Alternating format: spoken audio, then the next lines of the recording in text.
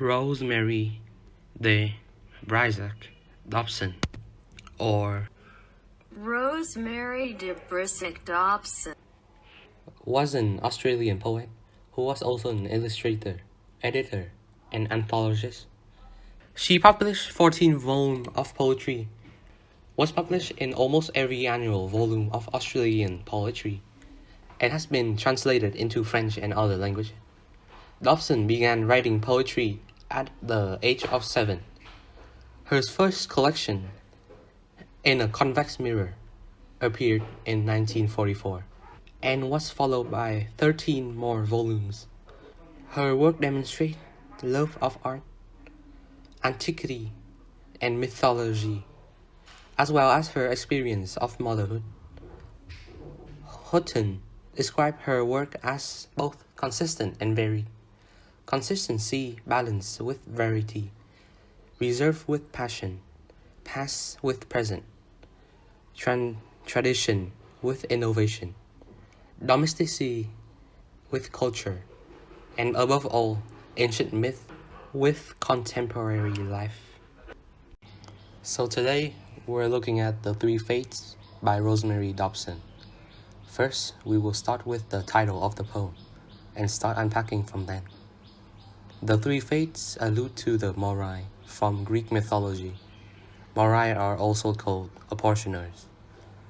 By dealing you your fate, they are the one who would give everyone a portion of life. The Moirai consists of 3 women. First is Clotho, who create and spun the thread of fate. Then Lachesis will be the one who assigned that thread. Eventually, Atropos will cut this thread, and that person will be taken into death. The poem starts with a man who is described to be at the instance of drowning. The man cried out to the 3 sisters, the 3 sister goddess who control destiny. He wished for life everlasting. However, the wish was aberration, an irreversible mistake. He put his clothes on in reverse order, re-experiencing emotion he felt in his life, writing poem from the last line to the opening, brushing tears that had not even yet fallen. He continues to love her wildly as she watches his love play the swing in the garden, growing younger. And then both the swing and the girl disappear, along with his house and the light of day.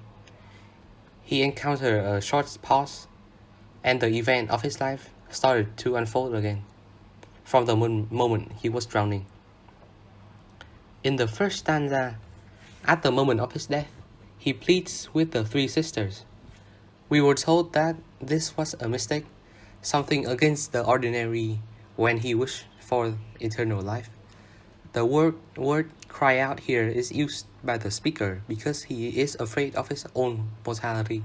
The desperation in him made him wish for a curse that can only make him shoot out of the water and watch his life in reverse. He put his clothes on in reverse order. The chaos that is capitalizing his life is emphasized there with the phrase reverse order. He doesn't have the chance to rewrite his life again. He doesn't have the chance to correct his error. He is put in the powerless position where he cannot do anything but watch his life being replayed backward. In stanza 3, the man communicated his suffering and the agonies of passion. His mistake was to ask the 3 fate for eternal life, and so they tricked him, tortured him. The long vowel sound in the phrase enormous agonies further reinforced that agony. This part is significant because even the happiness in life can't bring him the satisfaction. And he is now writing poem backwards. He's not creating, he's destroying. He has to live the happy moment again. He knows that the moment will come upon him again. He feels the emotion that came up upon him before when it's all gone. And when he gets the emotion again, it's all gone. And that is his torture, his pain. In the 4th stanza, he has to watch the woman he loved so wildly disappear. Ironically, he has to watch his lover grows backwards and soon be taken away from him. The hard G sound and again the longer vowel sound in a garden growing younger sounds like moaning. This convey his frustration and his suffering.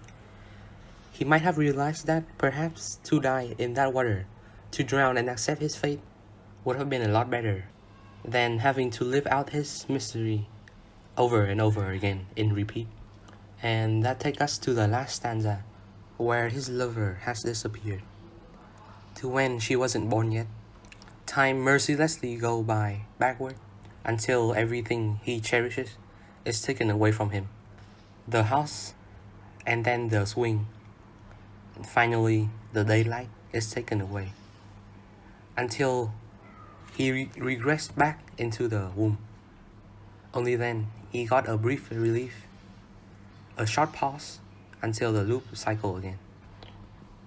The poet is emphasizing that message to us, that we should live our life to the fullest, because each of us only have one chance at it. And that concludes the poem. Thank you for listening.